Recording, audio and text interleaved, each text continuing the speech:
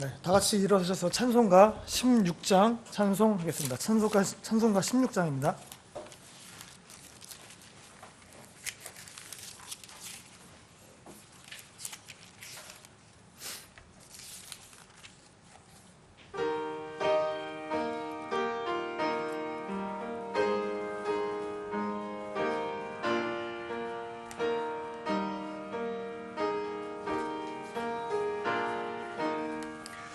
내 주는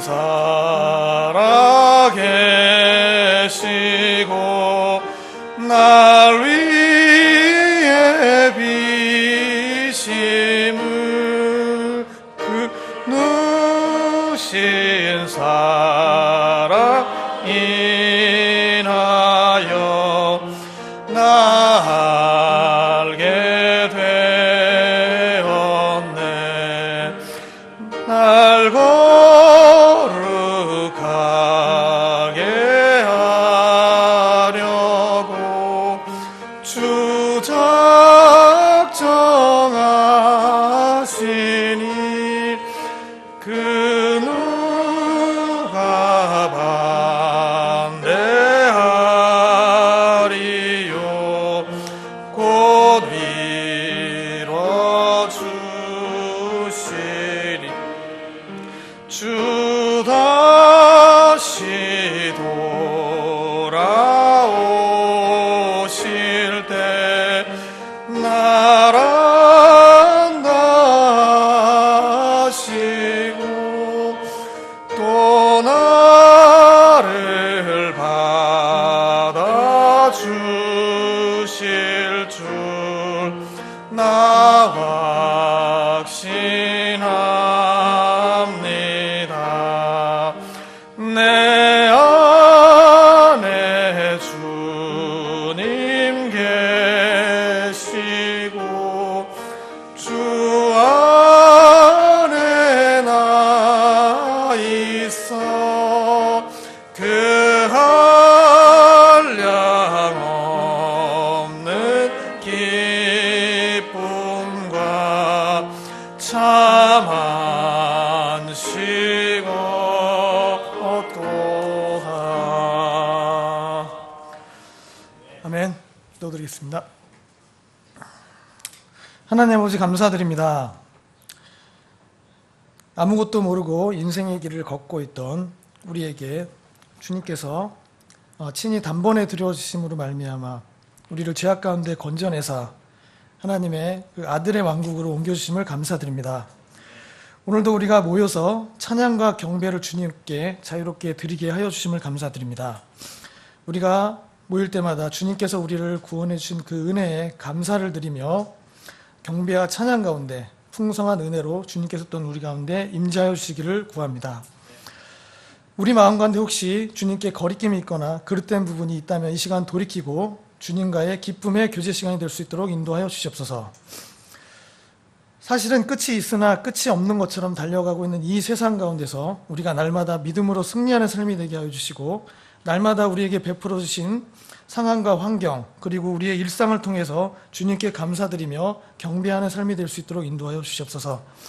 주님의 다시 오심을 소망하면서 이 땅 가운데서가 아닌 위의 것에 관심을 두고 우리의 삶을 정돈하고 주님께 맞추는 그런 시간들이 우리 가운데 있게 인도하여 주시옵소서. 우리 교회 모임 장소와 장소를 구하는 부분과 또한 공적 성경 사용기의 출범이 잘 될 수 있도록 기도드립니다. 주님께서 선한 방향으로 이끌어 주시고 주님의 인도하심을 구합니다. 오늘 예배 가운데 또한 말씀 선포 가운데 주님께서 우리에게 말씀하여 주시고 또 주님께 영광 돌리는 그런 시간이 될 수 있도록 인도하여 주시옵소서. 감사드리며 예수님의 이름으로 기도드립니다. 아멘. 앉아주십시오. 찬송가 210장 찬송 드리는 후에 헌물 기도가 있겠습니다. 210장입니다.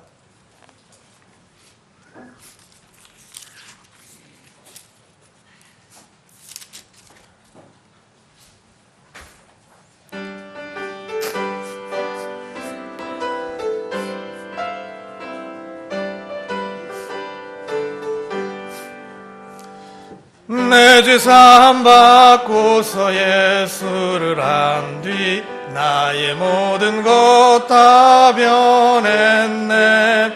지금 나의 가는 길 천국 길이요, 주의 피로 내 죄를 씻었네. 나의 모든 것 변하고 그 피로 구속받았네. 하나님은 나의 구원 되시오니 내게 정죄함 없겠네. 주님 밝은 빛 대사 어둠에 지고 나의 모든 것 다 변했네. 지금 내가 가 앞에 온전케 됨은 주의 공로를 의지함일세. 나의 모든 것 변하고 그 피로 구속받았네. 하나님은 나의 구원 되시오니 내게 정죄함 없겠네. 내게 성령 임하고 그 크신 사랑 나의 맘에 가득 채우며 모든 공포 내게서 물리치시니 내 맘 항상 주 안에 있도다. 나의 모든 것 변하고 그 피로 구속받았네. 하나님은 나의 구원 되시오니 내게 정죄함 없겠네. 아멘.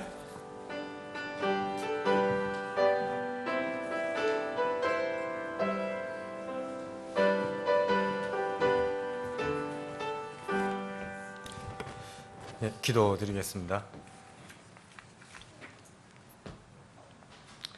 사랑과 은혜가 풍성하신 하나님 아버지, 한 주간 저희들 주님의 은혜로 살다가 다시 모여서 우리의 구주 되시는 주님께 찬양과 경배를 드릴 수 있게 허락해 주셔서 감사를 드립니다. 추운 날씨 속에서도 이곳으로 발걸음을 옮기도록 저희들에게 강건함을 주셔서 참으로 감사를 드립니다.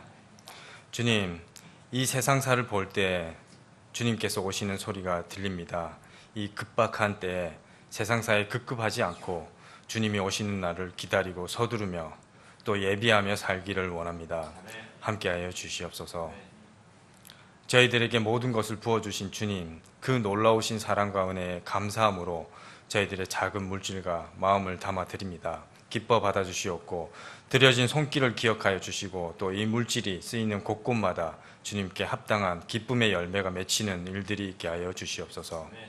공적 성경 사역의 일과 말씀을 선포하고 전하는 일에 쓰이길 원하오며 미디어를 통한 말씀 선포에도 잘 쓰이길 원합니다. 각 지역의 선교사들을 지원하는 일에 또 어려운 지체들을 돕는 일에도 귀하게 쓰이길 원합니다. 특별히 공적 성경 사역의 교정 작업이 하루빨리 마무리될 수 있도록 담당하고 있는 이들의 강건함을 허락하여 주시옵소서. 그리하여 하루빨리 거룩한 주님의 말씀이 자유롭게 흘러나가 영광스럽게 되길 원합니다. 그 일들에 또 크게 쓰임받는 저희 교회와 지체들이 되길 간절히 원합니다. 금년도 남아있는 행사들에도 함께하여 주셔서 주님의 은혜 가운데 잘 치러질 수 있도록 하여 주시옵고 잃어버린 혼들이 주님의 자녀로 다시 태어나는 기쁨의 시간들이 있길 원합니다. 이 시간 이후에 모든 예배의 시간들 주님만 높여지길 원하오며 저희들은 주님의 풍성한 은혜 누리도록 인도하여 주시옵소서. 감사드리오며 거룩하신 우리 주 예수 그리스도의 이름으로 기도드렸습니다. 아멘.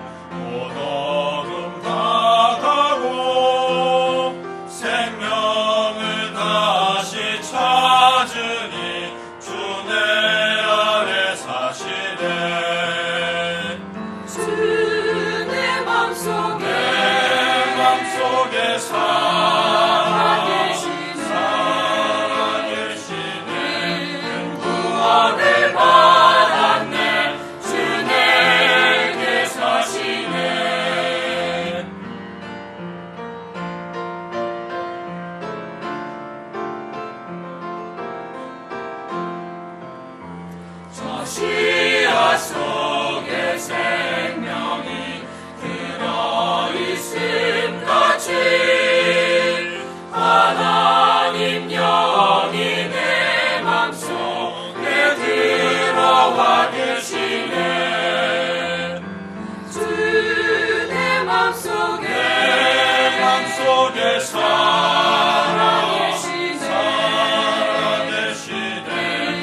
구원을 받았네. 주 내게 사시네. 주 예수님을 따르길 나 심히 원하네. 주 성령 내게 임하사 주 내 안에 사시네. 주 내 맘속에 살아계시네. 구원을 받았네. 주 내게 사시네.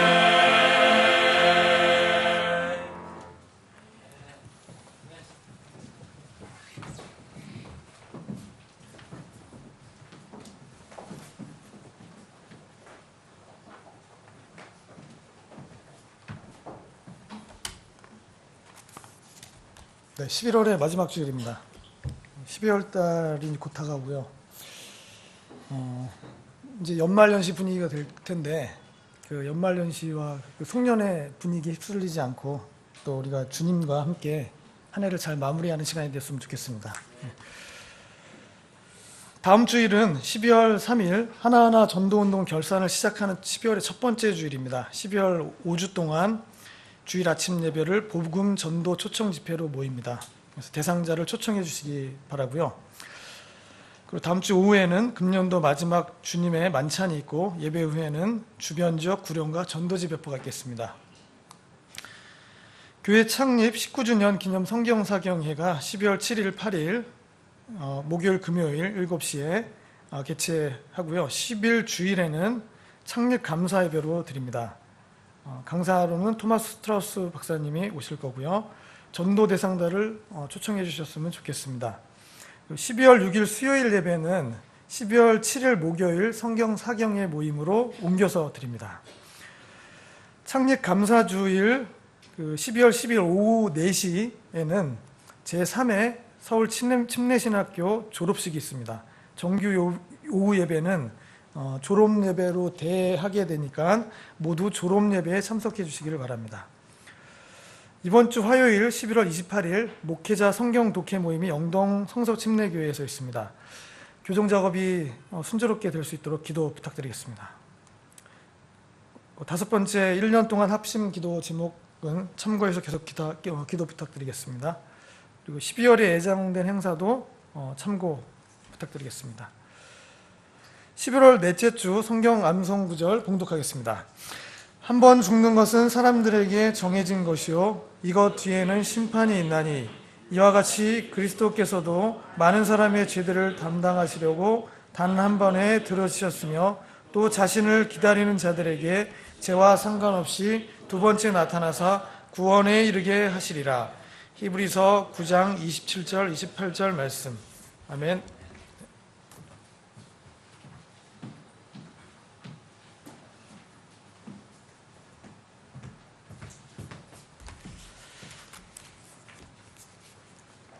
지금 광고 드렸는데 12월에 행사가 이렇게 좀 많이 있기 때문에 그 모임 변경을 여러분들이 기억을 하세요. 12월 7일 날 목요일 날 금요일 날 사경회를 하니까 6일 날 수요 3일 예배를 목요일로 옮겨서 같이 예배를 드립니다. 강사 목사님이 12월 6일 날 저녁에 오세요. 다음 주부터 이게 지금 빠졌는데 여기 정리가 안 됐네요. 제가 그걸 빠뜨렸네. 다음 주 첫 주입니다. 그래서 주님의 만찬이 있습니다. 주님 만찬이 있고 주님 만찬이 있네요. 그리고 전도지 오후에도 전도지 배포가 있습니다. 다 같이 일어나셔서 인사하는 시간 갖겠습니다. 400장 주의 진리 위에 십자가 군기.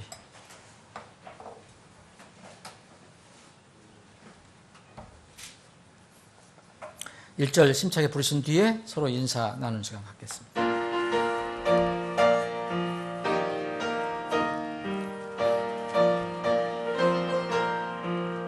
주의 진리 위에 십자가 군기 하늘 높이 쳐들고 주의 군사 되어 용맹스럽게 찬송하며 나가세 나가세 나가세 주 예수만을 위하여 목숨까지도 바치러 싸움터로 나가세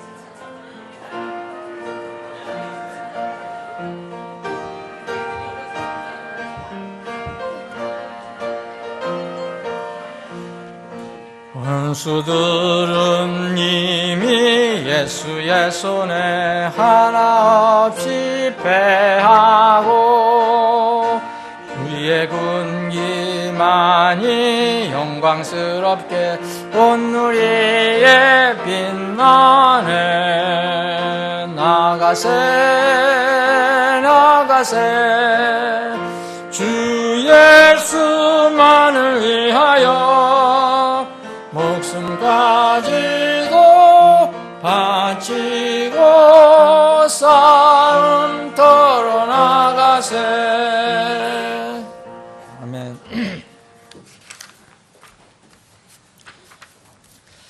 이 가을 지금 11월, 12월쯤 되면 그 여러 가지 행사도 개인적으로 많고 회사, 직장 다니시는 분들 그 일도 많고 그래서 이렇게 예배에 빠지시는 분들이 많은 것 같아요.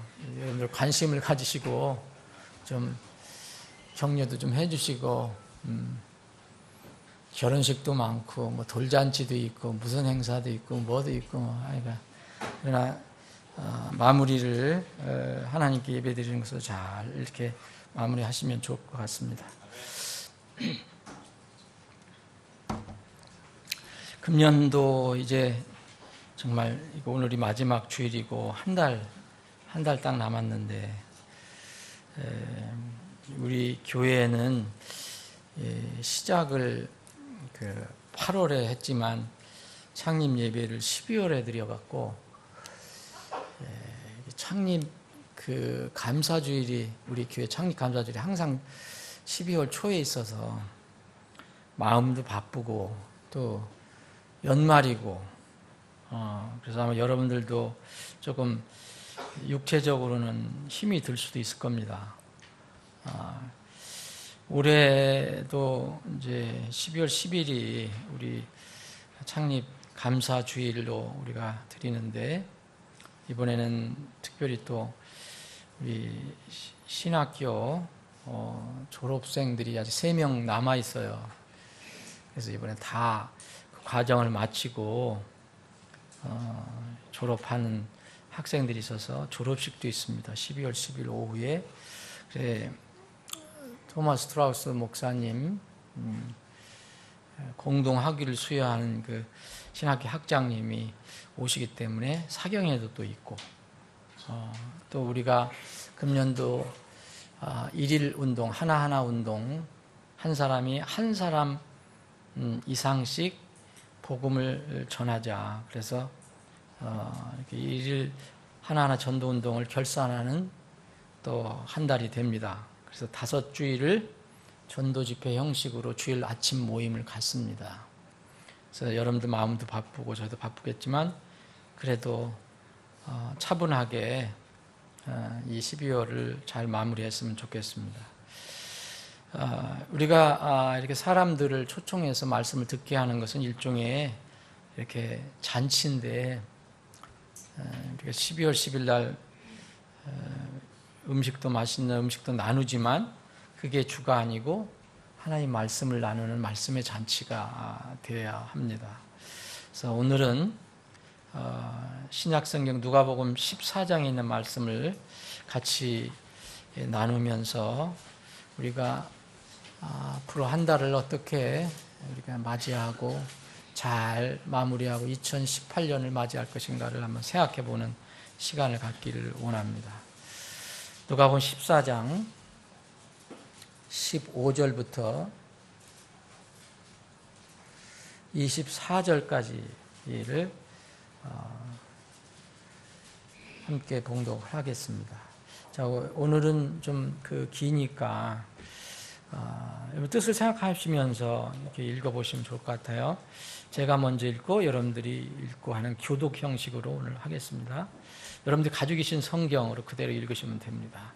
제가 먼저 읽겠습니다. 누가복음 14장 15절입니다. 그분과 함께 음식 앞에 앉은 자들 가운데 하나가 이것들을 듣고 그분께 이르되 하나님의 왕국에서 빵을 먹을 자가 복이 있나이다 하매 이에 그분께서 그에게 이르시되 어떤 사람이 성대한 만찬을 만들고 많은 사람을 초대하고 식사 시간에 그 초대받은 자들에게 자기 종을 보내 이르기를 오라 이제 모든 것이 준비되었노라 하매 그들이 다 하나같이 변명하기 시작하여 첫째 사람은 그에게 이르되 나는 땅을 샀으므로 반드시 가서 그것을 보아야 하니 원하건대 나를 용서하라 하고 다른 사람은 이르되 나는 소 5겨리를 사서 그것들을 시험하러 가니 원하건대 나를 용서하라 하며 또 다른 사람은 이르되 나는 장가 들었으니 그런즉 가지 못하겠노라 하므로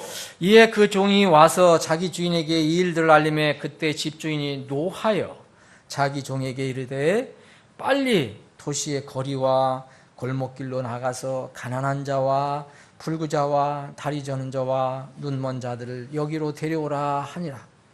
그 종이 이르기를 주인이여 주인께서 명령하신 대로 하였을 때 여전히 자리가 있나이다 하니 주인이 종에게 이르되 큰 길과 산 울타리로 나가서 사람들을 들어오도록 강권하여 내 집을 채우라.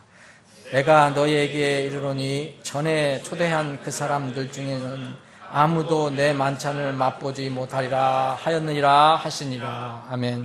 아버지 하나님, 오늘도 저희들에게 말씀을 주심을 감사합니다. 주님, 우리가 성경을 읽는 성경 신자라면은 오늘 우리가 함께 읽은 이 부분은 여러 번 우리가 읽고 묵상한 주제일 것입니다. 주님, 이 말씀을 다시 한번 이 아침에 읽고 묵상하기를 원합니다. 주님께서 필요한 생명의 양식을 저희들에게 공급해 주시옵소서. 거룩하신 예수님의 이름으로 감사하며 기도합나이다. 아멘. 우리가 기도 드린 것처럼 이 구절을 아마 모르시는 분은 별로 없을 거예요. 성경은 초신자가 아닌 분들은 이 얘기를 여러 번 들으셨을 건데, 그러나 우리가 읽은 이 부분은 또 영원한 진리 중에 하나예요. 여기서 말하는 잔치는 분명히 어떤 사람이 성대한 만찬을 준비했다고 그랬어요. 일종의 잔치인데 먹는 뭘 축하하는 그런 잔치이기는 한데, 성경에 쓰여진 것, 그리고 주님께서 이 말씀을 인용해서 해주신 것은 이것이 단순한 이게 먹는 잔치뿐이 아니다. 이것은 하늘의 왕국에 관한, 곧 천국에 관한 이야기라는 것을 알게 됩니다. 왜냐하면 오늘 여기 제일 처음에 어떤 사람이 하나님의 왕국에서 빵을 먹는 자, 하나님의 왕국에서 만찬을 하는 자는 참 복이 있다라고 이렇게 소리 지르는 것을 하나님께서, 주님께서 들으시고 이렇게 말씀을 하신 거예요. 그래서 이 다른 성경에 보면 이것을 또 결혼식 잔치로 비유를 했어요. 우리가 주님을 만날 날, 이제 다 함께 주님을 만날, 죽은 자들이 먼저 땅에서 일어나고 그 다음에 우리가 살아있는 자들이 죽지 않을 몸으로 변화돼서 주님을 만나는 날, 그 당일날인지 어떤 날인지 모르지만 하여튼 그때 우리가 주님과 만날 때는 무슨 성경에서 뭐라고 얘기하냐면 결혼잔치를 한다고 얘기합니다. 혼인잔치를 한다고. 그래서 마태복음 22장에 보면 이것을 결혼식 잔치로 비유를 했습니다. 한 왕이 자기 아들이 결혼하는 것을 이렇게 축하해 주는 그런 잔치를 비유해서 얘기를 해주고 있습니다.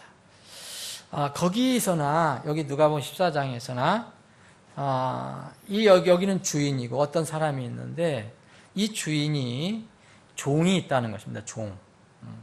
그래서 종에게 이렇게 초청을 하는 일을 맡깁니다.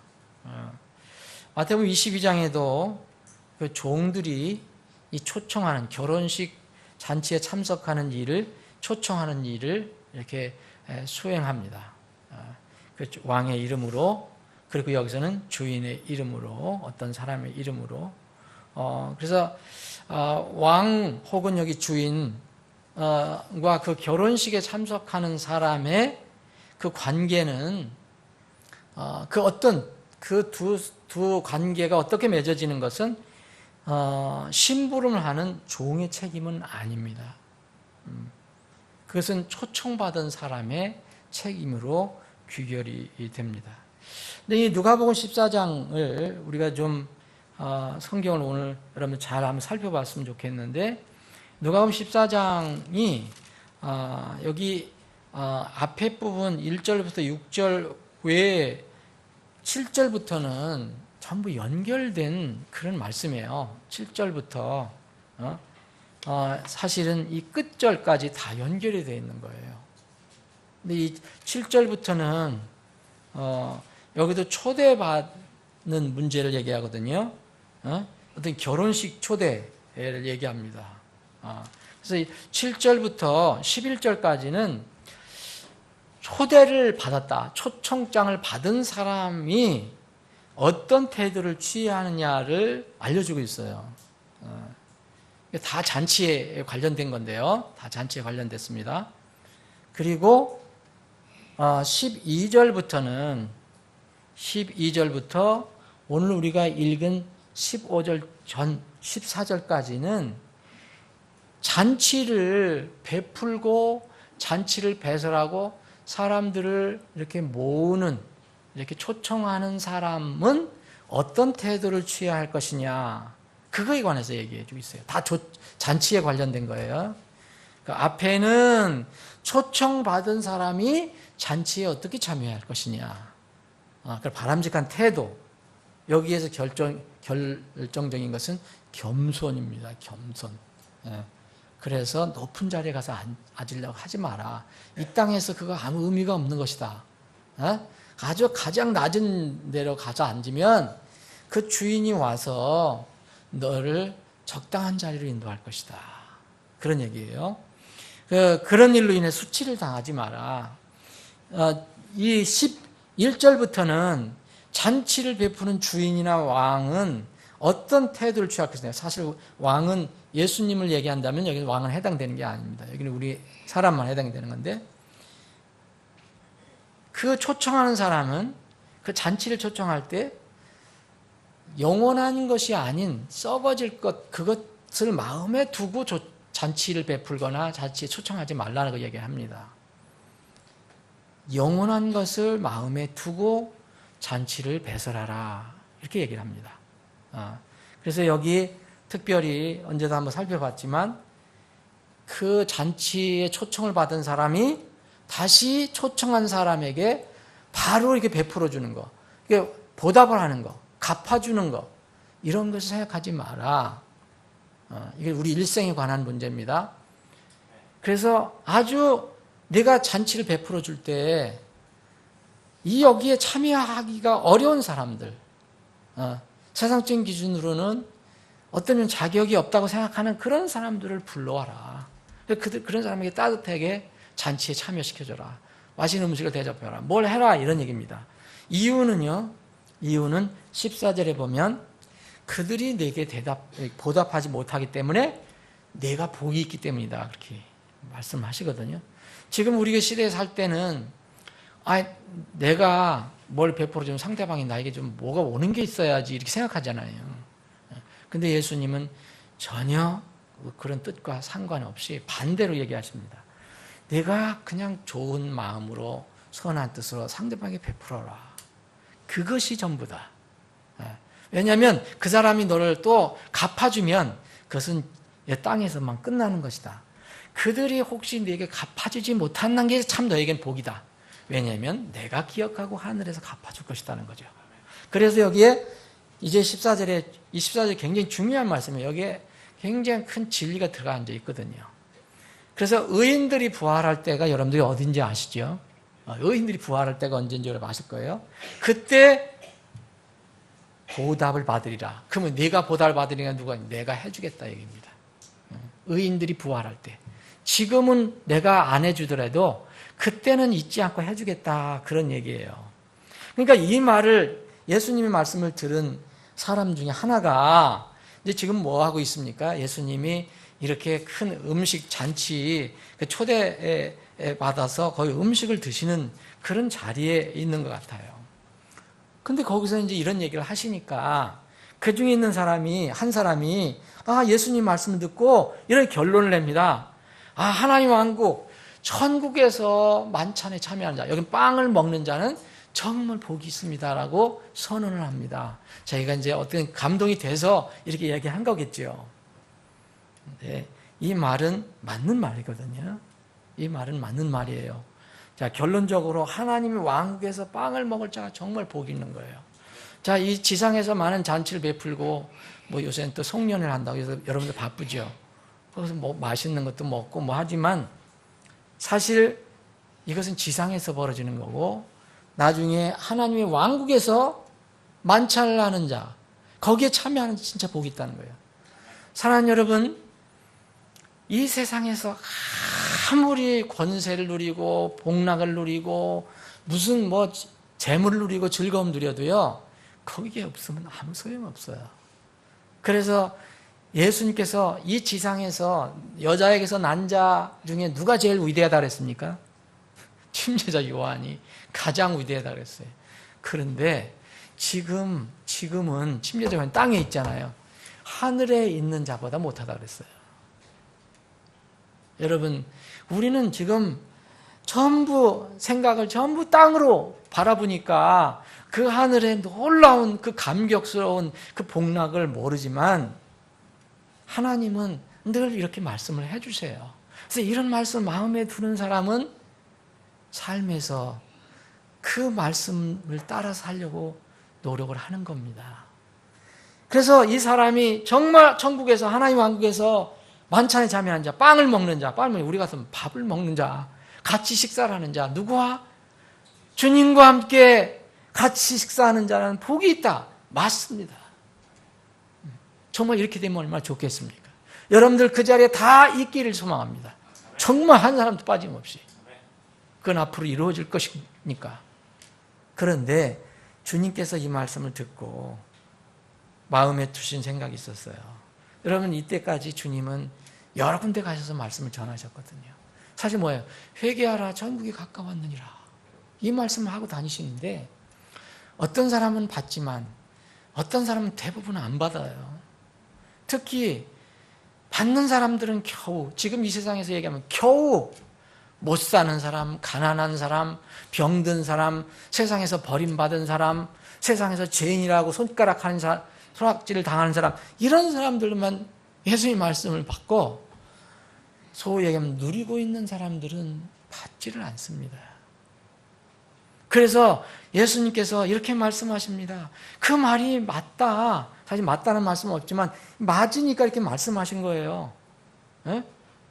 정말 하나님의 왕국에 들어가서 빵을 먹어야 되는데 그 하나님의 왕국에 들어가는 게 문제라는 거예요. 그 내용을 오늘 16절부터 24절까지 우리가 읽은 내용입니다. 그리고 연결해서 25절부터 35절까지도 다 연결된 말씀이에요. 완전히 동떨어진 말씀이 아닙니다.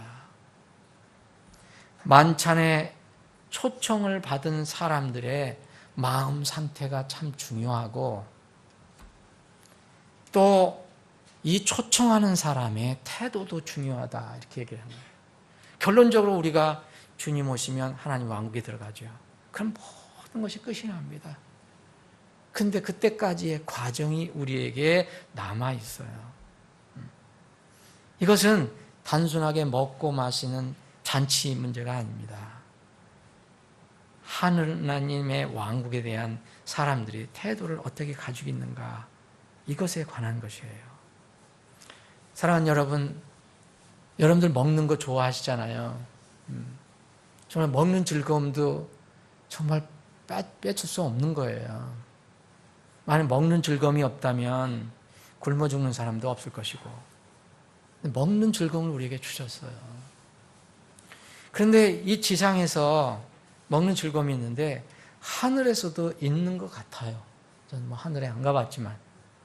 그리고 예수님께서도 이 땅에 마지막 만찬을 하시면서, 처음 만찬이면서도 마지막 만찬 하시면서 하나님 왕국에서 다시 하겠다. 하기 전까지 이 땅에서 안 먹는다 말씀하셨거든요. 그때 뭔가 어떻게 먹는지 난 모르겠어요. 그렇지만 하여튼 먹는 게 있습니다. 예수님 부활하시고 난 뒤에 영과 몸 완전히 부활하신 뒤에 제자들에게 나타나셔서 그것을 보여주셨죠. 예수님이 나타나니까 제자들은 막 홀령이다, 무슨 영이다 놀래고 난리를 피웠는데 예수님이 진정시키기 위해서 생선 가져와 봐라. 드시잖아요. 그래서 분명히 하늘에도 먹는 게 있을 것으로 저는 생각을 합니다. 여러분 혹시 하늘에 가고 싶은데 먹는 즐거움이 없을 것 같아서 그런 사람 생각 있으면 거기서도 먹으니까 아무 염려하지 마시라는 거. 아무 염려하지 마십시오. 이 만찬에 여기에 초대받은 사람들의 상태를 얘기합니다. 근데 여기는 세 사람을 얘기해요. 세 종류. 마태복음 22장도 왕이 자기 아들을 위해서 결혼잔치를 이렇게 배설하고 종들 보내서 초청한 사람들도 나옵니다. 세 종류가 나오는데 여기에 만찬은 뭐라 그랬냐면 성대한 만찬이라고 했어요. 정말 성대한 만찬입니다. 저는 이때를 생각해 보거든요. 도대체 어떤 만찬일까? 이건 great supper. 정말 위대한 큰 만찬이에요. 이 만찬에 반드시 참여해야 합니다. 여기 참여 못하는 사람들은 정말 불행 중에 불행한 사람들이에요. 지상에서 만찬과 비교할 수 없는 만찬은 틀림없어요. 그런데 주님께서는 이 지상에 계실 때 우리와 지금 우리 눈에 주님 안 보이지만 우리가 주님을 처음 만날 때 그리고 만난 후에도 주님께서 우리와 만찬하고 싶어 하실 때가 있거든요. 실제로 우리 뭐 먹는 음식은 아니지만 여러분들 먹는 음식을 같이 식사할 때 감사기도할 때 주님이 함께 하신다는 생각을 하시면 복이 될 겁니다. 왜 기도하십니까? 왜 감사기도 하십니까? 주님이 거기 계신다는 것도 믿기 때문에 그렇게 합니다. 계시록 3장에 보면 마지막 교회에 그리고 또 이 교회뿐만 아니라 모든 7교회에게 주시는 말씀이 있어요. 보라 내가 문 밖에 서서 두드리노니 누구든지 내 음성을 듣고 문을 열면 내가 그에게 들어가 말했어요. 그에 들어가 그와 함께 만찬을 먹고 그는 나와 함께 먹으리라. 주님께서 그렇게 약속하셨거든요. 그래서 사실은요, 지금 구원받고 나서 여러분들 주님과 교제하는 분들은 항상 주님이 여러분들과 함께 만찬하는 겁니다. 그런데 우리 문을 두드려서 오신다 그랬잖아요. 우리 마음에. 근데 우리 마음에 무슨 주님이 드릴 게 그런 만찬이 많이 있겠어요. 근데 주님께서 분명히 문을 열고 나를 받아들이면 내가 들어가서 그와 함께 만찬을 먹겠다 이렇게 말씀하셔요. 우리는 주님께 무슨 만찬을 무슨 식사를 대접해 드립니까? 우리가 준비하는 건 정말 보잘것없어요. 그래서 그걸 주님은 기뻐하셔요. 예? 그런데 우리가 이제 그 주님을 만나서 만찬할 때가 있어요. 예? 그때는 상상을 초월할 겁니다. 예? 상상을 초월하는 그 만찬이 기다리고 있어요. 이 성대한 만찬에 초청받은 3사람이 여기 기록이 되어 있습니다. 여기서 종도 나와요. 종이 하는 것은 말씀드린 대로 주인이 초대한 사람들에게 가서 그냥 알려주는 것뿐이에요. 종이 준비하는 거 없습니다. 그냥 종은 가서 알려주는 것뿐이에요. 그냥 와라 그것뿐이에요. 여러분 이제 우리가 다음 주서부터 이게 전도 집회 형식으로 한 달 마무리하는 시간을 갖는데 우리가 초청한 사람은 내가 초청하는 거지만 결국 누가 초청하는 건지 아십니까? 주님이 초청하는 거예요. 여러분들이 주님의 이름으로 초청하시잖아요. 근데 내가 초청하지만 저도 지금 초청을 하고 있어요. 그런데 내가 초청하는 게 아닙니다. 주님이 초청하는 겁니다. 주님께서 이 초대장을 발부한 거예요. 우리는 초대장만 가지고 가는 거예요. 여러분 종이 주인이 해놓은 걸 어떻게 다 알겠습니까? 여러분 천국을 자세히 알아요? 주님이 준비해 놓으셨는데 여러분 설명하는 거는 성경에서 이야기한 거 그것밖에 몰라요. 그런데 상상을 초월하는 아름다운 하나님의 왕국이 기다리고 있어요. 우리는 주인의 종으로서 그 사람들에게 성대한 잔치가 준비되었으니까 그냥 참석만 하라고 메시지만 전달하는 겁니다. 그 사람들이 결정하는 것은 여러분들 책임이 아니에요. 제 책임이 아니에요. 여러분 전도하는 거 여러분들 책임입니까? 전도 가는 거, 들려주는 거, 알려주는 것은 여러분들 책임이지만 그 사람들이 듣고 결정하는 것은 여러분들 책임이 아니에요. 제일 먼저 초대받은 사람들이 여기 나오거든요. 제일 먼저 초대받은 사람들이 여기 17절에 보면 식사 시간에 그 초대받은 자들에게 자기 종을 보내어 이르기를 오라 이제 모든 것이 준비되었노라 하며 그들이 다 하나같이 변명하기 시작하여 자, 근데 이 세 부류의 사람들이 동일하다는 거예요. 다 변명을 했다는 거예요. 근데 첫 번째 사람들은 어떻게 이렇게 변명을 했는가? 자, 여기 3사람이 나오는데요. 이 사람은 첫 번째 용서하라 그랬거든요. 내가 못 가는 것을 용서하라까지 얘기했어요. 엄청나게 겸손한 겁니다. 네? 그런데 이유는요. 그 주인의 초청을 못 받는 것이 뭐냐면 내가 땅을 샀기 때문이라고 얘기합니다. 땅을 샀기 때문이다. 이것이 이유예요. 두 번째 사람은 소 5개를 샀기 때문에 못 가겠다. 5결이라면 10마리를 얘기하는 거예요. 그리고 또 한 사람은 나는 결혼했으니까, 장가 갔으니까 못 가겠다, 이 이유입니다. 그럼 지금 우리가 전도할 때요, 이 세 사람의 부류가 나타납니다. 자, 먼저 초대받은 사람들은 사실 여기에 이제 또 세 부류가 초대를 받아요. 지금 우리가 얘기하는 것은 첫 번째 부류예요. 이 첫 번째 부류는요, 유대인을 가리킨다고 볼 수 있습니다. 유대인을 가리켜 볼 수 있습니다. 사도행전 1장 8절에 보면 예수님께서 제자들에게 이제 바로 승천하시기 전에 그런 말씀을 하셨어요. 내가 성령의 권능을 받으면 이제 그 후에 나를 위한 증인이 될 것인데, 증인의 역할을 어떻게 할 것이냐? 첫 번째는 유대와 예루살렘에서 할 것이다. 그 다음에는 유대와 예루살렘을 둘러싸고 있는 사마리아에서 할 것이다. 그 다음에는 마지막으로 세 단계는 땅의 맨 끝 지역에까지 너희들이 이르러서 나를 위한, 주를 위한 증인이 될 것이다 얘기했습니다.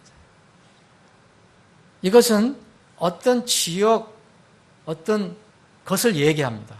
그래서 이 유대 예루살렘은요, 첫 번째 이 단계는 바로 이스라엘 사람을 얘기합니다. 복음은 그 바로 거기서부터 퍼져나가기 시작했어요. 유대로부터 나온 겁니다. 예루살렘부터 나온 거예요. 예루살렘 교회에서부터 나온 거예요. 예수님이 그 중심으로 했어요. 그 다음에 제자들이 사마리아까지 갑니다. 사마리아는 이방인들과 유대인들의 중간지대. 그래서 여기는 혼혈족들이 많이 살았어요. 그리고 마지막으로 땅의 맨 끝 지역은 정말 이스라엘과 상관없는 이교도 지역이에요. 그런데 이 지역에 다 증인이 된다고 얘기했습니다. 여기 세 부류의 사람이 나오는데, 첫 번째 부류에도 세 사람이 나오고, 세 종류의 사람이 나오고, 또 초청을 받은 사람도 세 부류가 나와요. 그래서 오늘 우리가 지금 살펴보는 세 사람 종류가 나온 것은, 먼저 초대받은 사람, 이 사람들은 유대인이에요. 물리적으로 보면 유대인이에요. 이 사람들은 하나님의 말씀을 쉽게 접할 수 있었던 사람들이에요. 거기서부터 시작됐으니까. 그런데 이것을 지금 이 시대에 기독교에 적용해 본다면 소위 모태신앙이에요. 소위 얘기하면. 여러분, 성경적으로 모태신앙이라는 말은 없어요. 교회에서 많이 얘기하지만. 모태에서부터, 어머니 뱃속에서 믿는 사람이 있으면 대단한 사람이죠. 그런 사람은 없어요. 그냥 어머니가 나를 잉태했을 때부터 어머니가 신앙을 가지고 있었다는 그런 뜻이라고 저는 이해를 합니다. 기독교 가정에 있는 사람들, 기독교 국가에 영향을 받은 사람. 옛날에 미국에는 기독교 국가였던, 지금은 기독교가 더 이상 아니에요. 그 미국이 세워졌을 때는 성경 위에 세워졌기 때문에 그 영향을 받을 수밖에 없었죠. 그리고 기독교 학교가 있어요. 미션 스쿨 가면 그 영향을 받아요. 그렇게 소위 하나님의 말씀을 쉽게 접할 수 있는 그런 환경 속에 있는 사람들이 먼저 초대를 받는 건 사실입니다. 여기에 16절을 보면 이게 많은 사람을 초대했다고 그랬어요. 근데 이 사람들은 자유롭게 활동할 수 있는 사회의 주류라고 볼 수도 있어요. 그러나 이들은 모두 불행하게도 거절합니다.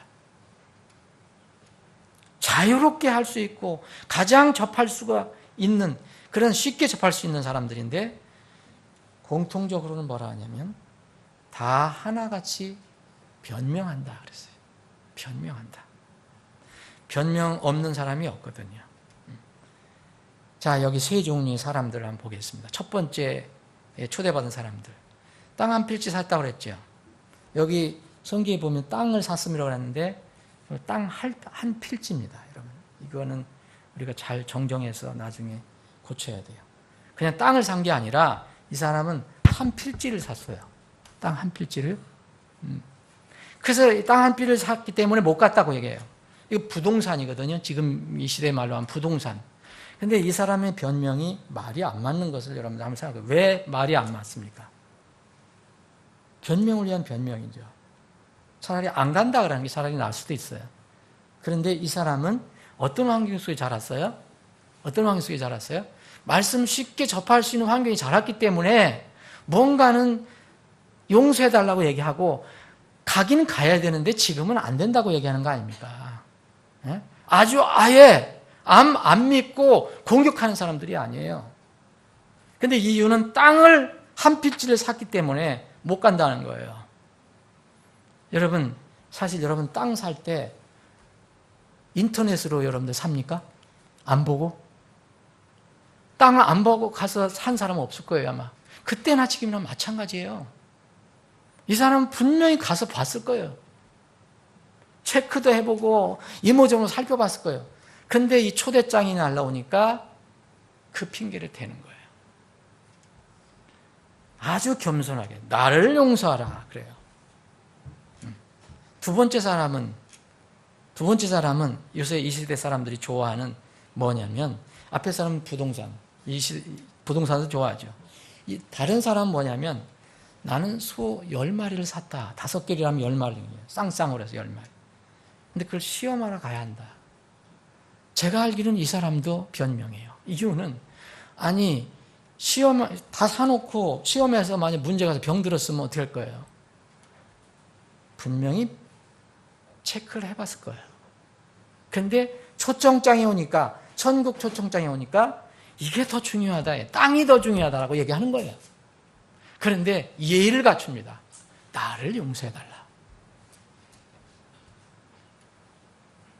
이 시대의 동산입니다. 사업과 관련됩니다.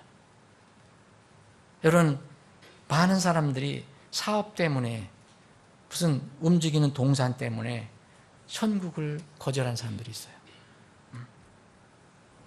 세 번째는요, 이게 장가 들었으니까 못 가겠다는 거예요. 이거는 동산, 부동산도 아니에요. 세상의 일과 관련된 거예요. 세상의 즐거움과 관련된 거예요.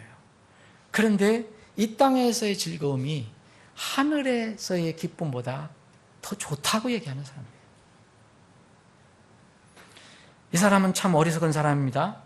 장가 들었으니까 내가 가지 못하겠다. 장가 들었으니까 못 가겠다는 뭐냐? 내 사랑하는 아내를, 내 마누라를 돌보기 위해서, 내 가정을 돌보기 위해서 그런다는 거 아닙니까? 이 사람은 왜 어리석으냐면, 가장 사랑하는 아내라면 자기 아내를 데리고 그 초청장에 가면 돼요. 근데 그 이유를 대는 거예요. 지금 하늘에는 여러분 결혼 생활이 있어요, 없어요? 없습니다. 예수님이 우리의 신랑이에요. 물리적으로 어떻게 되는지 저는 몰라요. 그런 거 물어봐도 저는 대답할 수가 없어요. 그런데 분명히 말씀하셨어요. 결혼은 이 땅에서만 있는 겁니다. 결혼 제도는 이 땅에서만 있는 거예요. 여러분, 결혼하기 전에는요, 바른 신앙 가지고 있다고 그래요. 열심히 있는 신앙 가지고 있는 것 같은데, 결혼 후만 되면 왜 퇴보해요? 변질되는 사례가 엄청나게 많아요. 아니, 결혼 전에는 그렇게 열심히 주님 섬긴다 하다가 결혼하면 끝나요? 그 참 이상하잖아요. 진짜 그 자기 남편, 자기 아내는, 여자로 말할 것 같으면 남편은 예수님의 모형인데, 진짜 모형을 좋아하는 거예요? 하늘에 계신 진짜 예수님을 사랑한다면 결혼제도의 그 맛을 알 건데 그걸 모르는 거예요. 가짜로 믿는 거죠. 결혼제도의 목적이 이 시대는 거의 상실됐습니다. 결혼제도의 목적, 하나님께서 세우신 목적이 이제는 거의 상실됐어요. 전부 육으로만 계산을 해요. 이런 사람들은 사실 다 변명이지만 예수님을 초청할 때, 예수님께 오라 초청하면요, 다 거절한 이유가요, 사실은 용서해달라, 무슨 사정이 있다 얘기하지만 사실은요, 빛을 따르는 게 아니에요. 어둠을 더 좋아하기 때문에 그런 거예요. 지상의 것을 더 좋아하기 때문에. 요한복음 3장 16절에 유명한 말씀 있잖아요.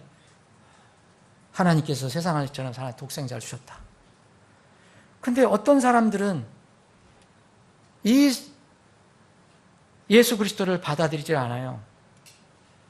그래서 그를 믿는 자는 정죄를 받지 않는다 그랬고, 믿지 않는 자는 하나님의 독생자 이름을 믿지 않기 때문에 정죄를 받았다 그랬어요. 그런데 정죄는 뭐냐 이거예요.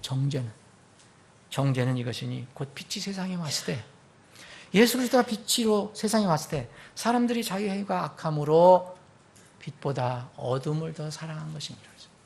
이미 정죄를 받은 거예요. 사랑하는 여러분, 이 사람들이 용서를 해달라 하지만 그 순간, 나중에 돌이키면 참 좋은 일이지만 이 순간 정죄를 받는 겁니다. 어둠을 찾아가는 거거든요. 땅의 것을 더 추구하는 거거든요. 이런 사람들이 우리 앞에 있다는 거예요. 여러분들 전도할 때 늘 생각을 하셔야 돼요. 두 번째 초대한 부류의 사람이 나옵니다. 21절입니다. 21절은 종이 얘기를 했잖아요. 주인이 얘기하신 그런 사람들한테 다 찾아가서 얘기했는데 하나같이 변명합디다. 다 안 옵디다. 그러니까 주인이 노를 바랍니다. 자기 종에게 이야기합니다. 그러면 빨리 도시의 거리와 골목길로 나가라. 왜 여러분 도시의 거리와 골목길로 나가라 했냐면 여기에는 앞에 있는 사람들이 있는 곳이 아니에요. 여기에는 있는 사람들이 있어요. 누가 있느냐면 가난한 자가 있어요. 불구자가 있어요. 다리 저는 장애인이 있어요. 그리고 눈먼 자들이 거기에 있어요. 여기를 가라는 거예요. 유대인들은요, 처음부터 이런 사람들은 하나님께서 저주를 받았다고 믿었던 사람들이에요. 그래서 이 유대인들 중에서도 이런 사람들이 있으면 다 이렇게 외면이 되고 분리가 되고 그랬어요. 그런데 주님은 이 사람들에게 가서, 주인은 가서 복음을 전하라고 얘기합니다. 그런데 이 사람들은요, 여기에 대해서 받았다 안 받았다 얘기를 안 해요. 근데 분명히 다 받아들입니다. 여기 22절 보면 그 종이 이르기를 주인이여 주인께서 명령하신 대로 하였을 때 여전히 자리가 있나이다. 그 뭐예요? 분명히 초청했더니 다 와서 자리를 잡았습니다. 이런 얘기 아니에요? 그런데 자리가 아직 남아있나이다 그랬어요. 두 번째, 초대받은 사람들. 유대인들 중에서 재산도 없고 권세도 없고 지식도 없고 이름도 없고 이런 사람들은 주님이 복음을 전했을 때 다 받아들이게 되었습니다. 그런데 세상의 것으로 채워진 영이 가난하지 않은 사람들은 다 반대하고 주님을 대적하고 해요. 여러분, 이건 참 중요한 얘기입니다. 복음은 누구에게나 갈 수 있는 거지만 그것을 어떤 사람은 똑같은 사람은 받아들이는데 똑같은 사람이 받아들이지 않는 것은 마음의 상태에서 문제가 있는 거예요. 소외되고 인정받지 못한 사람들은요, 영이 가난한 상태에 있어요. 그래서 복음을 들으면요, 그것을 받아들일 수가 있어요. 그래서 부자가 천국에 들어가는 것보다 가난한 자가 천국에 들어갈 확률이 참 높은 거예요. 부자라는 건 뭘 얘기해요? 반드시 물질로만 부자 얘기합니까? 다른 것으로 내 마음이 가득 차 있다는 것을 얘기합니다. 아주 마음이 비워진 사람들은, 뭐 내놓을 수 없는 사람들은 변명하지 않아요. 다만 내가 거기 가도 될까? 이것만 걱정하죠. 이 사람들은 잔치에 다 초청에 응합니다. 그런데 아직 자리가 많이 남아 있어요. 여러분, 지옥도 어떤 사람이 얘기합니다. 조롱하는 사람 있잖아요. 얘기하면 지옥이 요새 10,000원이라 갈 데가 없대요. 이렇게 조롱하는 사람 있잖아요. 여러분 들어보셨어요? 여러분, 지옥 10,000원 절대 될 수가 없어요. 여기 잠언 27장 20절에 보면 지옥과 멸망이 결코 가득 차지 아니한다 그랬어요. 천국도 여러분 자리가 없어서 못 가는 데 아닙니다. 세 번째 초청 대상이 나옵니다. 아직도 자리가 있다 그러니까 여러분, 주인이 뭐라 하냐면 내가 너희에게 이르노니, 여기 22절에 여전히 자리가 있다 그랬더니 23절에 보니까 주인이 종에게 이르되 큰 길과 산 울타리로 나가서 사람들 들어오도록 초청하라. 그런데 이 사람들에게 특별히 이야기하는 게 있습니다. 세 번째 부류의 사람들은 뭐라 해요? 강권하여 내 집을 채우라 해요. 누가 강권하라는 거예요? 종들에게 얘기하는 겁니다. 종들에게. 근데 이 사람들이 갈 세 번째 사람들은 어디에 있느냐면 큰 길 울타리로 넘어가야 돼요. 이 사람들이 가라는 거예요. 이것은 분명히 만약 어떤 주님께서 유대와 또 예루살렘과 사마리아와 땅의 끝지역으로 얘기하셨다면 땅의 맨 끝지역에 있는 사람들을 얘기합니다. 유대인들이 잘 가지 않은 울타리 넘어 있는 사람들, 성 밖에 있는 사람들, 이 사람들이 마지막 초청장을 받은 사람들이에요. 여기로 가서 사람들을 들어오도록 이 사람들에게는 뭘 해야 되냐면 강권해서 들어오라 해요.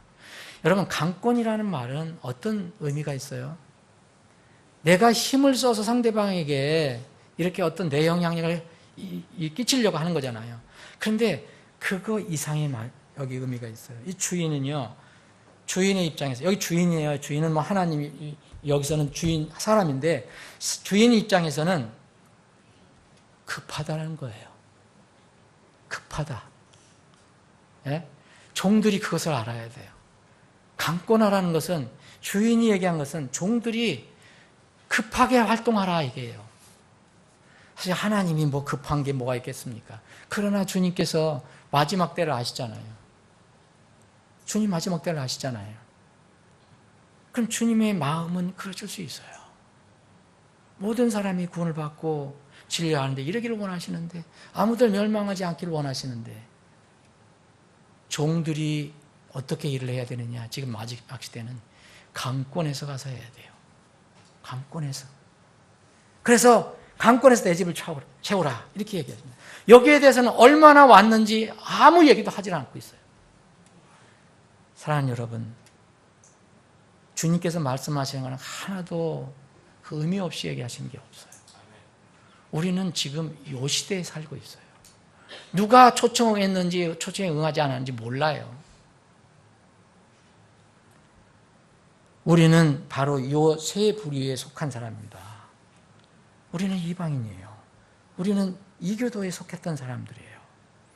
우리에게까지 이 복음이 왔어요. 그런데 우리는 이제 이 복음을 받고 종이 됐어요. 종이 됐어요. 그 종들에게 주님께서 승천하시면서 땅까지 이르는 내 증인이 되라고 그랬어요. 모든 민족에 가서 복음을 가르치라고 그랬어요. 큰 길과 산울타리에 사는 사람들, 예루살렘과 유다를 넘어서 모든 지역에 살고 있는 이방인들이 바로 마지막 초청장의 대상입니다. 물론 첫 번째, 두 번째 사람들 계속해서 올 수 있어요. 막진 않아요.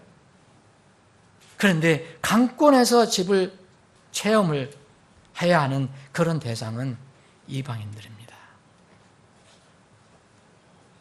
그런데 이 사람들은 이제 뭐를 극복해야 되느냐 하면은 자기 자신과 이 주인이 초청했을 때 이 초청장과 어떤 관계가 있는가를 살펴봐야 돼요. 그 관계가 25절부터 35절까지 있어요. 대개 이방인들은 처음부터 하나님을 모르기 때문에 무엇을 섬기는 게 있어요. 다른 종교든 아니면 안 믿는 사람은 자기를 섬겨요. 자기가 왕처럼 되어 있어요. 하나님처럼 되어 있어요. 그 문제를 해결해야 돼요. 그게 바로 25절, 26절, 27절 그리고 32절까지입니다. 나를 바라보라. 내가 어떤 사람인가. 그래서 나를 내려놓고 그 초청장에 응해라. 사랑하는 여러분, 우리는 그러한 성대한 잔치 참석자들에게 어울리지 않는 사람들이었어요. 그런데 우리는 마음을 내려놓고 복음을 받았어요. 그랬더니 주님께서는 우리를 기쁘게 그 잔치 참석의 대상자로 삼아주셨어요. 우리는 가난해서 그 잔치에 입을 옷도 없는 사람이었어요. 그런데 주님께서 우리 옷을 입으로 준비해 주셨어요.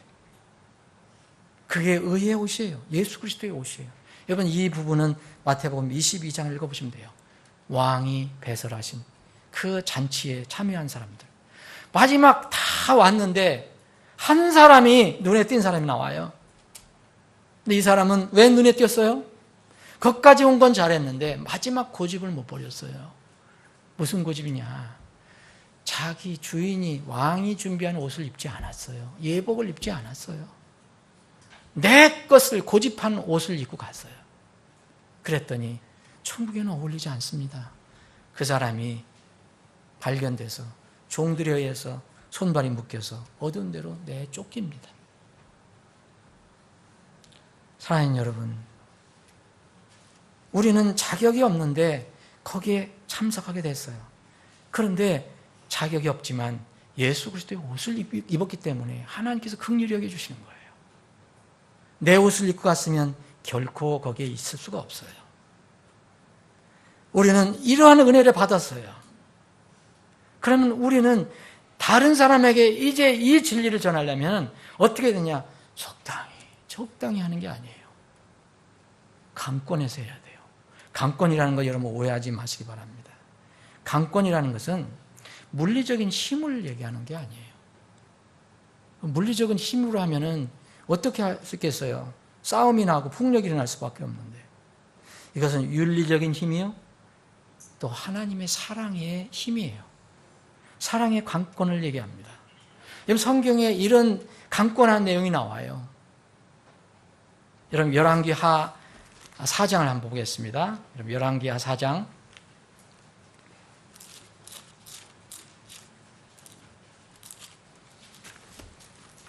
열왕기하 4장 8절. 하루는 엘리사가 수넴에 이르렀더니 거기에 창대한 여인 하나가 있었는데 그녀가 그에게 뭐하죠? 강권하여 빵을 먹게 함으로 엘리사가 지날 때마다 빵을 먹으러 거기로 들어갔더라. 여러분 결국 이 여인이 복을 받죠. 이 여인은 그 하나님의 대언자를 어떻게든지 이렇게 도와주고 싶었어요. 근데 엘리사가 겸손하게 자꾸 이렇게 겸손히 거절하니까 나중에는 강권하는 거예요. 강권은 여자가 무슨 힘으로 남자를 이길 수 있겠어요? 그게 아니라 하나님의 사랑을 가지고 자기의 간절한 마음으로 표현한 것이죠. 이런 것들이 곳곳에 나와요, 여러분. 사도행전 16장에 보면 그 루디아라는 여인 있잖아요. 구원을 받아요. 극적으로 구원을 받아요. 바울사도의 복음을 통해서. 그랬더니 어떻게 해요? 바울사가 떠나니까 강권해요. 강권해서 내 집에 좀 더 있으라 강권을 합니다. 이런 게 강권이에요. 고린도 후서 5장을 한번 보겠습니다. 그런데 여러분 또 다른 강권이 있어요. 고린도 후서 5장 10절입니다. 우리 모두가 반드시 그리스도의 심판석 앞에 나타나리니 이로써 각 사람이 좋은 것이든 나쁜 것이든 자기가 행한 것에 따라 자기 몸에 이루어진 것들을 받으리라. 11절입니다. 그런즉 우리가 주의 두려움을 알므로, 두려움을 어떻게 해서 테러라 했어요? 주의 공포예요. 공포. 여러분 쉽게 이해하는 것, 주의 공포. 주의 두려움을 알므로 사람들을 설득하거니와 우리가 하나님께 밝히 드러났고 또 너희 양심에도 밝히 드러나는 줄로 내가 확신하노라. 여기 설득이라는 말을 쓰고 있어요. 여기서 사도 바울은 이거는 그냥 적당히 전하는 거 아니에요. 상담하게 간절하게 설득을 하는 거예요. 뭐 때문에? 주의 공포를 한다고 그랬어요. 그리스도 앞에 서는 것이 얼마나 무서운 것인지 이 공포를 알기 때문에 설득을 한다고 얘기했습니다. 사랑의 힘입니다. 이건 또 말씀의 힘입니다. 진리의 힘입니다. 그래서 바울 사도는 디모데후서 4장 2절에 그 젊은 사역자 디모데에게 말씀을 선포하라. 때에 맞든지 맞지 아니하든지 긴급히 피하라. 모든 오래 참음과 교리와 책망과 그리고 꾸짖고 권면하라 그랬습니다. 이것이 바로 강권입니다. 여러분 물리적인 강권 아무 효력 없어요. 북한 공산 독재 정치 곧 저는 무너진다고 생각하거든요. 몇 년이 될지 모르지만 이건 무너지게 돼 있어요. 그들이 지금 유지하는 것은 뭡니까? 공포정치라는 거예요. 공포정치를 하는 독재자는 사람들을 부릴 수는 있어요. 잠시 동안 사람들을 부릴 수는 있잖아요. 그런데 그들 마음을 움직입니까? 절대 마음은 못 움직여요. 마음은 어떻게 움직입니까? 말씀으로 움직여요. 진리로 움직이는 겁니다. 하나님의 사랑으로 움직이는 겁니다. 여러분, 율법을 아무리 강요해서 율법을 지켜서 하나님께 못 가요. 하나님의 사랑을 알아야 돼요. 하나님의 공의를 알아야 돼요. 하나님의 진리를 알아야 됩니다. 그래야지 율법을 잘 지킬 수 있어요. 율법을 지켜서 구원받는 게 아니라 율법이 무엇인지 깨달으면, 하나님의 공의와 사랑을 알면 율법에 접근할 수가 있습니다. 갈라디아서 2장 14절에 보면 이런 말씀이 있어요. 그러나 그들이 복음의 진리에 따라 바르게 걷지 아니하는 것을 내가 보고 그들 모두 앞에서 베드로에게 이르되, 내가 유대인임에도 불구하고 이방인들의 방식대로 살고 유대인들처럼 살지 아니하면서 어찌 이방인들의 일을 강요하여 유대인들처럼 살게 하느냐 하였노라. 이거 불가능하다 이거예요. 이방인들에게 율법을 강요해서 그 사람을 유대인으로 만들어도 아무 의미가 없다 이거예요. 같은 장 갈라디아서 6장 12절을 보면은요. 그래서 우리는 이렇게 강요하라는 게 아니에요. 율법을 지키고 교인이 되고 그렇게 하라는 게 아닙니다. 갈라디아서 6장 12절, 육신으로 잘 보이고자 하는 모든 자들이 억지로 너희에게 할례를 받게 함은 단지 그리스도의 십자가로 인한 핍박을 받지 아니하게 하렵니다. 억지로 할례 받으면 뭐예요? 억지로 교인 만들면 뭐예요? 이래서 되는 게 아니에요. 그런데 여기서 주인은 뭐라냐면 마지막 때는 강권에서 내 집을 채우라고 얘기해요. 그 강권은 바로 하나님의 사랑의 힘입니다. 하나님의 진리의 힘이에요. 이걸 가지고 나가라는 거예요. 이걸 가지고 무장해서 나가라는 거예요.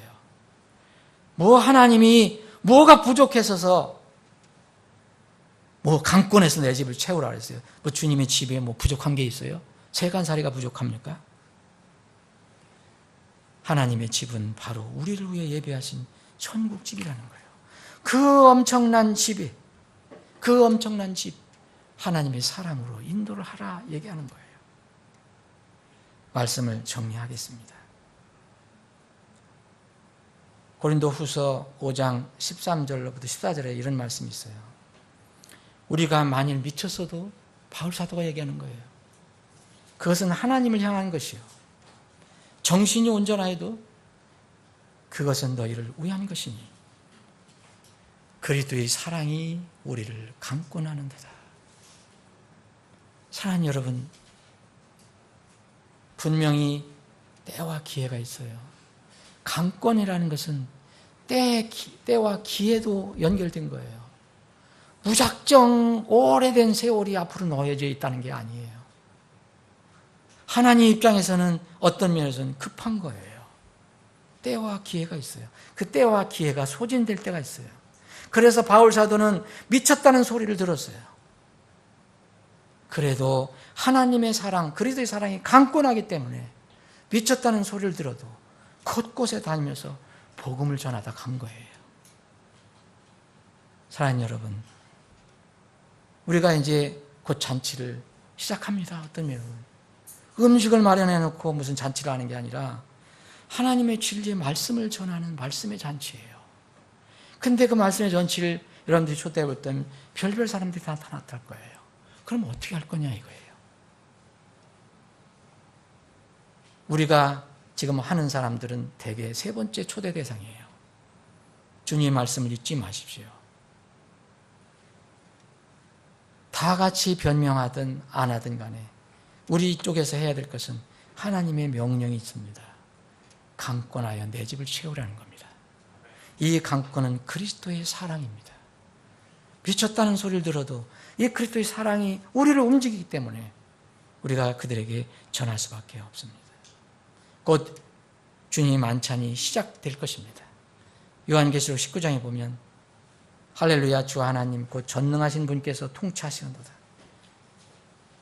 6절 이후로 보면 우리가 즐거워하고 기뻐하며 그분께 존귀를 돌릴지니 어린 양의 혼인잔치가 이르렀고 그분의 아내가 자신을 예비하였도다. 또 그녀가 깨끗하고 희고 고운 아마포 옷을 차려입도록 허락하셨으니 이 고운 아마포는 성도들의 의라. 여러분들 의 가지고 있습니까? 그건 그리스도의 의잖아요. 그가 내게 말하기를 기록하라. 어린 양의 혼인 만찬에 부름받은 자들은 복이 있도다 하고 또 내게 이르되 이것들은 하나님의 참된 말씀들이라 하더라. 부디 우리가 다음 주부터 시작하는 이 한 달 동안의 말씀 잔치, 주님께서 기뻐하시고 우리는 이 말씀 잔치에 종의 역할을 받아서 강권하여 내 집을 채우라는 말씀을 실천하는 저희들이 되기를 바랍니다. 여러분들과 우리 교회가 되기를 바랍니다. 기도하시겠습니다.